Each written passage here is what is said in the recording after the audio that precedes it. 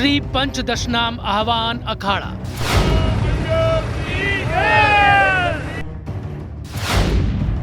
पंद्रह 1500 साल से जल रही आह्वान अखाड़े की धुनी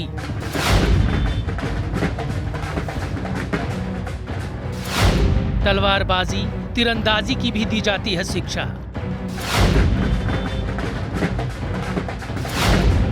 धर्म की रक्षा में तत्पर रहते हैं साधु।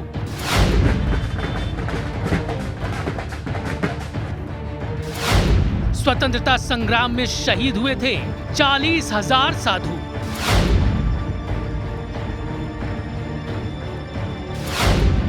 आह्वान अखाड़े में प्रवेश के लिए जरूरी है पूर्वानुमति। श्री पंचदशनाम आह्वान अखाड़ा 6ठी शताब्दी में स्थापित सनातनी हिंदू धर्म का पहला और प्रमुख अखाड़ा माना जाता है।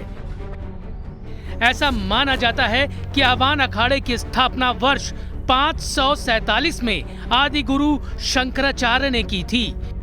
4 धामों बद्रीनाथ, पुरी, द्वारका और रामेश्वर के पास 4 मठों की स्थापना करने के बाद आदि गुरु शंकराचार्य ने उन मठों की रक्षा के लिए आह्वान अखाड़े की स्थापना की और स्थापना के समय आह्वान अखाड़े में 52,000 संत शामिल थे। सनातन धर्म की रक्षा और लोगों को धार्मिक रास्ता दिखाने के रूप में इस अखाड़े की पहचान है। इस अखाड़े को लोग पहले आह्वान सरकार के रूप में भी जानते थे। इस अखाड़े का प्रमुख मकसद सनातन धर्म की रक्षा करना है।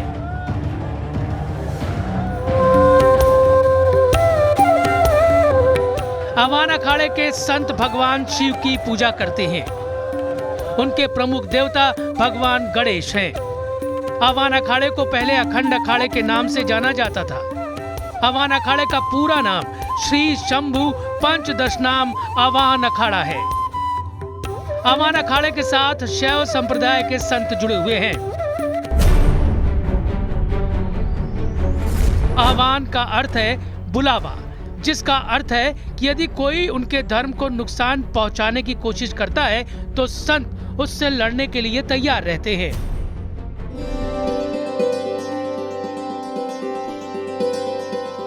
आह्वान अखाड़े का मुख्यालय दशाश्वमेध घाट काशी वाराणसी में है। बताया जाता है कि रानी लक्ष्मीबाई और अंग्रेजों के बीच हुए युद्ध में इस अखाड़े के 40,000 साधु मारे गए।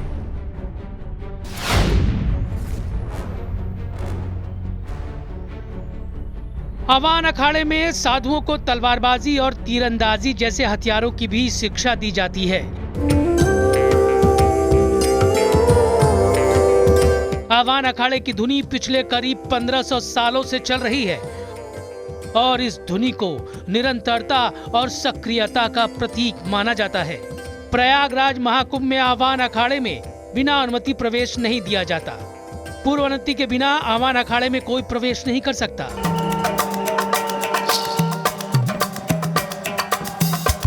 आह्वान अखाड़े के संत अपने शरीर पर भभूति को ही वस्त्र के रूप में पहनते हैं, इसलिए उन्हें नागा साधु भी कहा जाता है। लेकिन लोगों से मिलने के दौरान सुविधा के अनुसार वो कुछ वस्त्र धारण कर लेते हैं। अखाड़े का जो मकसद और परंपरा प्राचीन समय में थी वो आज भी है। नागा साधु आधुनिक साधनों का उपयोग नहीं करते।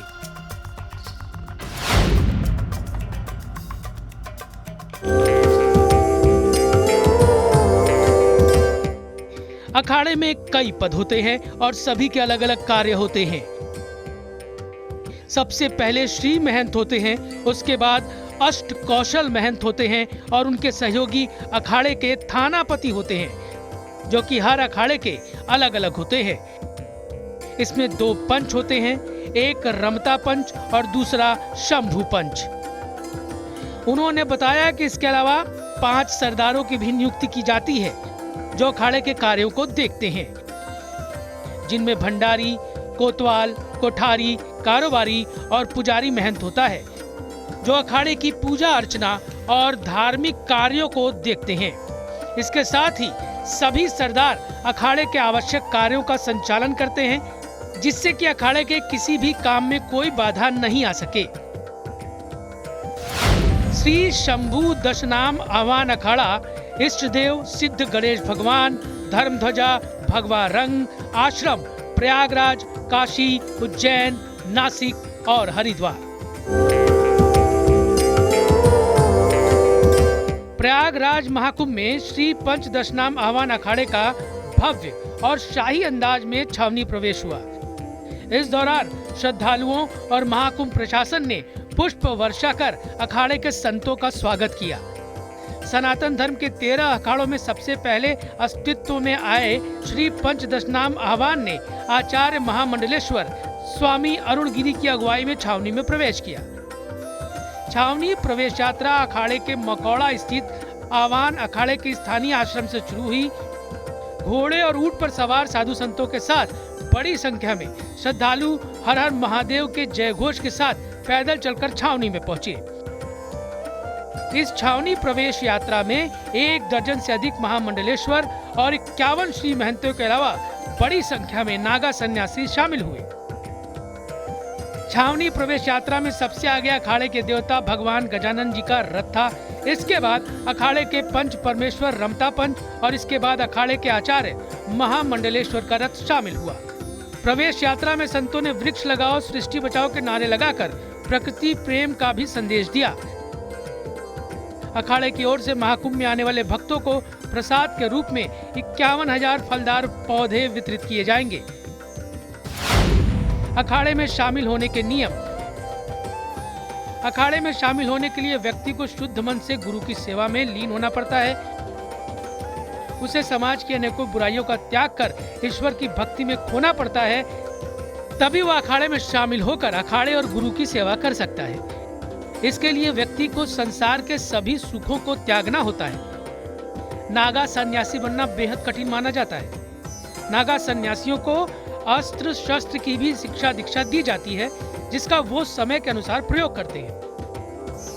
खास बात यह है कि नागा सन्यासी कभी भिक्षा नहीं मांगते। जो श्रद्धालु देते हैं वो उससे ही स्वीकार करते हैं। स्थापना काल से आह्वान अखाड़ा सनातन धर्म की रक्षा के लिए संघर्षरत है।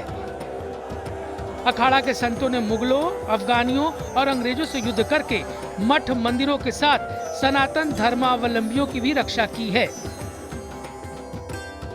महाकुंभ में अखाड़े अपनी परंपराओं और प्रतिभाओं का प्रदर्शन करते हैं। यह धार्मिक आयोजन अखाड़ों के लिए न केवल उनकी संस्कृति का निर्वहन करने का अवसर है, बल्कि समाज को धर्म और आध्यात्मिकता का संदेश देने का भी माध्यम है। श्री शंभू पंचदशनाम आह्वान अखाड़ा का नाम पहले आह्वान सरकार था। ये नाम इसलिए पड़ा कि धर्म की रक्षा के लिए नागा संत युद्ध का आह्वान करते थे। अखाड़े का उद्देश्य सदैव धर्म की रक्षा करना रहा है। वर्तमान समय में यह इसी उद्देश्य पर काम कर रहा है।